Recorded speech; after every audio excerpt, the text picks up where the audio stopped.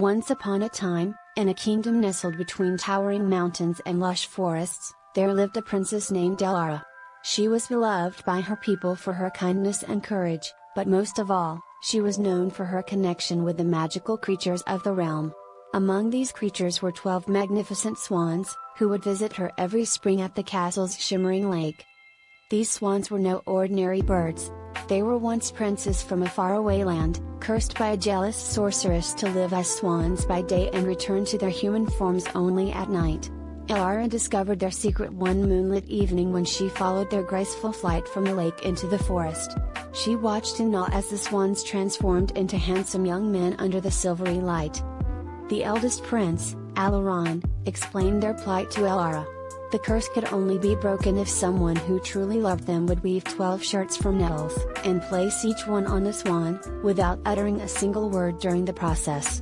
The task was daunting, for the nettles would sting her hands and the silence would last for an entire year. Moved by their story and with a heart full of compassion, Elara vowed to save them. She began the arduous task of gathering the nettles, despite the pain they caused. Each day she worked tirelessly, weaving the coarse fibers into delicate shirts, all while maintaining her silence. The seasons passed, and Elara remained devoted to her task.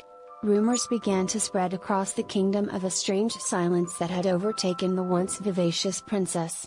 Some thought she had lost her mind, while others believed she was under a spell herself. But Elara never faltered, her determination growing stronger with each passing day. One day, a neighboring king visited Elara's kingdom. He was captivated by her beauty and grace, even in her silence, and sought her hand in marriage. Unable to explain her situation, Elara could only shake her head, but the king mistook her refusal for modesty. He returned again and again, until finally, despite her silence, he declared that he would marry her. Elara was taken to the neighboring kingdom, her heart heavy with the weight of her uncompleted task. But she continued to weave, even in the dim light of her new chambers. The king, though puzzled by her ongoing silence, respected her resolve and allowed her to continue her mysterious work. As the year neared its end, Elara had nearly completed the 12th shirt, but the kingdom began to grow uneasy. The king's advisors suspected that she was a witch, and soon the whispers of treason began. The day before her year of silence was complete, the council decreed that she would be put on trial. The morning of her trial, with her hands trembling and her heart racing, Elara finished the final shirt. Just as she was being led to the courtroom, the 12 swans flew into the palace, their wings filling the air with a soft whoosh. Before the shocked crowd, Elara threw the nettle shirts over the swans. Instantly, the birds transformed back into the 12 princes, breaking the sorceress's curse.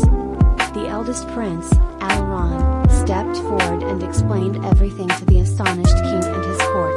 Elara's bravery and love had saved them all. The king, humbled by her sacrifice, begged for her forgiveness and released her from the marriage proposal.